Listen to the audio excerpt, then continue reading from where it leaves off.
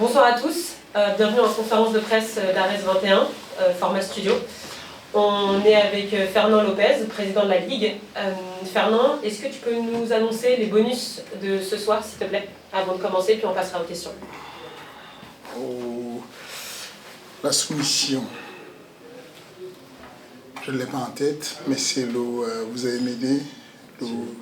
La première soumission, non, la première soumission, la toute première du Gallois, de l'Irlandais. Aris, c'est ça, Aris. Et ensuite, le combat de la soirée, c'est le main event. C'est le genre de combat, qu'on souhaite avoir. C'est le genre de combat qui... Enfin, faut que vous compreniez la logique du combat de la soirée. C'est que au bout d'un moment, il y a Mohamed Bayou qui est fatigué, donc il abandonne. Et ceux qui ne comprennent pas se disent, bon, attends, il a abandonné. Mais ce qu'il y a derrière le message, c'est qu'il était fatigué, il était épuisé parce qu'il a tout donné comme spectacle. Et de la première seconde, moi j'ai rarement vu ça, un engagement à part à l'époque comment il s'appelle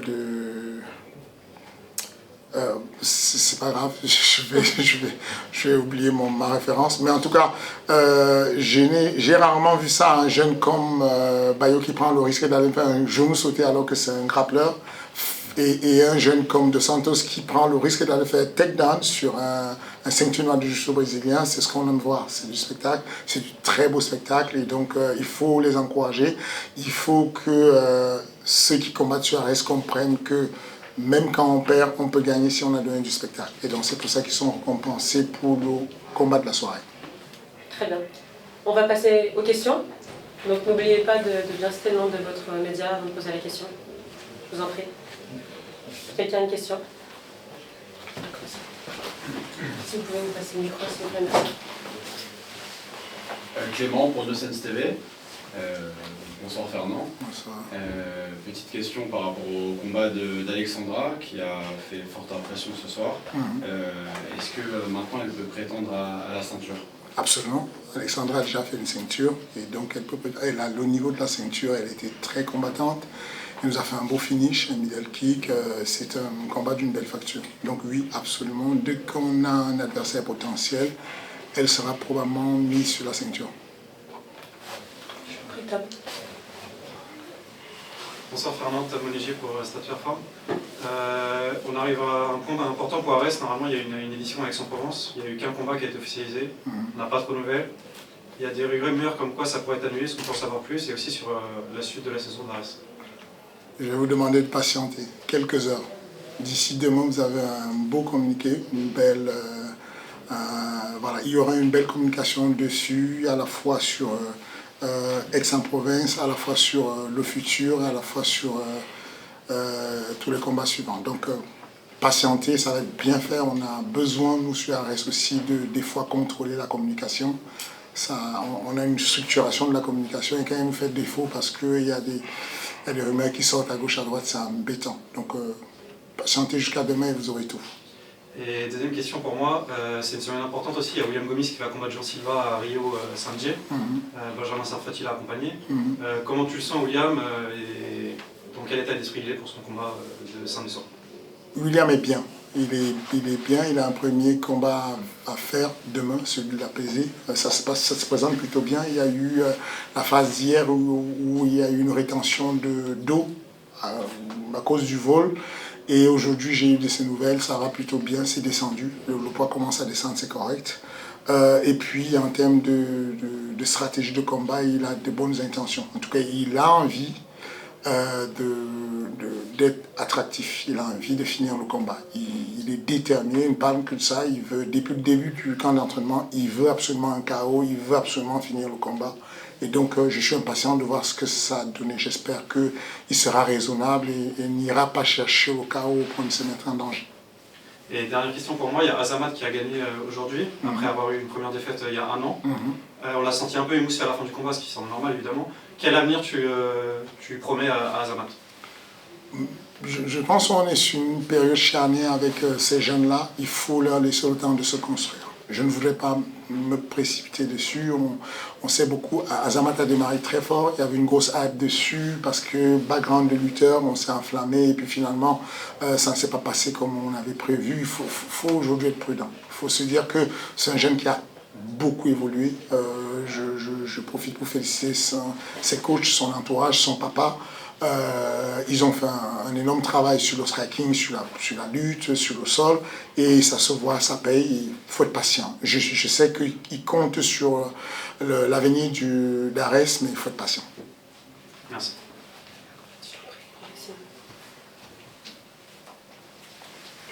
Bonjour Fernand.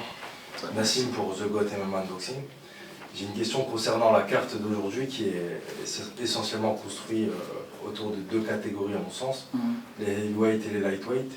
Est-ce qu'on est un peu sur une carte qui nous permettra d'avoir du mouvement sur ces catégories pour potentiellement avoir une défense de ceinture chez Axel Sola ou avoir une ceinture chez les heavyweight? On sait que c'est des catégories qui intéressent beaucoup le grand public, donc... Oui, c'est de la construction, c'est ce qu'on essaie de faire chez nous. Je vais vous donner un indice, un seul indice, et puis je vais laisser la suite pour demain. Ok, le main event demain, le main event du prochain événement sur... non, c'est pas le prochain, l'événement d'après, celui de juin. Voilà, ce sera Axel Sola contre Daguet Mavov. Pour vous dire comment on monte. Et c'est une carte, ça va être puissant, ça va être super lourd et je vous dis patientez encore quelques heures, vous aurez la fight card complète demain, les fight cards complètes s'il y en a et puis les détails qui sont autour d'Ares et tout le reste. Okay. Et j'ai une deuxième question, c'est au niveau de l'organisation d'Ares, au niveau de Ares Studio et de Ares au Dôme ou dans des salles pour le grand public. Est-ce que la stratégie c'est la même que la stratégie utilisée par l'UFC où on va justement utiliser Ares Studio comme l'UFC Apex pour justement avoir des cartes avec des combattants qui n'ont pas la même hype que certains autres combattants dans le booster et qui pourraient amener du public et justement apporter cette hype et construire un peu ce challenge et cette concurrence dans les catégories? Oui, c'est ça, mais je mets un bémol dessus. Je pense qu'il y a des cartes où il y aura des cartes Apex ou Studio comme celle qu'on a fait là, où il y aura des très bons combats. Je veux dire des combats avec des vétérans. Donc je n'ai pas envie que celui qui est mis sur cette fight card, parce qu'on veut qu'il relève le niveau de la carte, se sente rabaissé parce qu'on le met sur une carte studio. Il faut bien qu'on comprenne que c'est une carte qui est faite pour la télévision. Les studios, c'est fait pour la télévision. C'est fait vraiment pour toucher le public qui est lointain et puis faire plaisir à la centaine de personnes qui prennent des billets relativement chers et qui vont avoir une expérience en immersion totale et qui vont avoir cette qualité de son parce qu'il n'y a pas les 10 000 personnes ou les 4 000 personnes qui sont des spectateurs et ça va faire une belle expérience. Donc c'est des cartes en développement, mais il y aura de temps en temps des gros combats dessus, 3-4 combats sur la dizaine. Ok, merci. Tu voulais poser une question, Karine? Oui. Alors bonsoir Monsieur Lopez. Je voulais savoir... Tu peux donner le nom de ton média s'il te plaît? C'est avant Agence Ecofin. En 2019, quand Ares avait été annoncé, ça avait été annoncé à Dakar. Et le but était de faire le pont entre le MMA français et le MMA africain. Mais bon, je remarque que depuis 2019, il n'y a pas encore eu de carte Ares en Afrique. On est tous très contents d'accompagner les combattants pour venir. Mais est-ce que l'organisation pense toujours à faire des cartes en Afrique? Oui, c'est une ambition, mais qui sera certainement à long terme, moyen terme, long terme. Il faut être patient. En gros, on gère une organisation comme une entreprise et on sait que les coûts quand on délocalise sont très importants. Il faut être raisonnable, il faut aller dans la durée. Ce qu'on essaie de faire sur Ares, c'est quelque chose qui dure dans le temps, qui apporte de la qualité de production, de la qualité d'athlètes, de matchmaking de haut niveau. Et donc, il faut que ça dure. Mais vous avez remarqué que même quand on ne va pas en Afrique, l'Afrique vient vers nous. Aujourd'hui, on a un jeune qui s'appelle Dos Santos qui a fait une très belle performance. Face à quelqu'un qui est une ceinture noire et qui a un très bon niveau au sol, il est allé avec beaucoup de bravoure et le voir rentrer avec, sous l'hymne national du Bénin, c'est quelque chose de très fort. C'est bien pour chacune de ces identités et donc c'est notre moyen de rester sur ce fuseau horaire qui est l'Europe et puis l'Afrique. D'accord. J'ai une dernière question. On voit de plus en plus de combattants béninois, sénégalais, camerounais. Est-ce que vous y étiez en Afrique avant le PFL et l'UFC?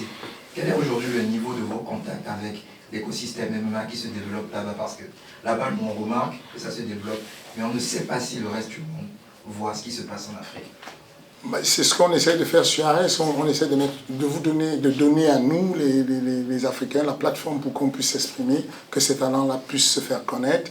Je pense qu'aujourd'hui, les combats comme ceux qu'on a vus ce soir font que les abonnés de Canal+, qui est notre chaîne, notre diffuseur, s'y retrouvent puisqu'on a une grosse partie Canal Afrique.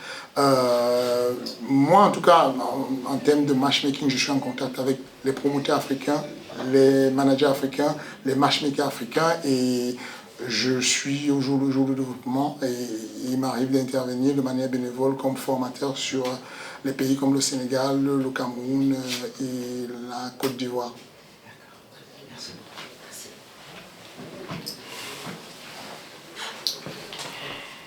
Merci.